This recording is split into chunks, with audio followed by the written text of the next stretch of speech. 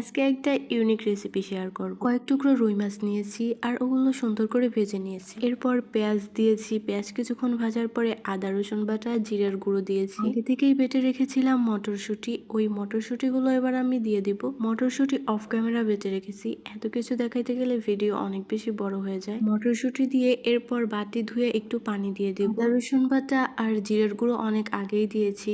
এরপর পর্যায়ে যদি একটু পানি না দিই তাহলে মশলাটা পুড়ে যাবে। যখনই আমি বলি যে আমি আজকে একটা ইউনিক রেসিপি শেয়ার করব, তখন অনেক আপুরা কমেন্ট করে, এটা কি কোনো ইউনিক রেসিপি হলো? এটা তো আমরা আগে থেকেই জানি। আর এটা খুব স্বাভাবিক বলা, তার কারণ হচ্ছে এগুলো আসলেই পুরনো রেসিপি, কিন্তু আমার জন্য নতুন। যখনই কোনো রান্না প্রথমবার করি তখনই আমি বলি এটা একটা ইউনিক রেসিপি। আসলে বলতে ভালো লাগে। অন্যদিনের তুলনায় আজকে আমি একদম আস্তে আস্তে করে ভয়েস ওভার করতেছি, তার কারণ হচ্ছে আজকে প্রচন্ড মাথা ব্যথা। এই অবস্থায় আমি যদি খুব জোরে জোরে কথা বলে ভয়েস ওভার করি তাহলে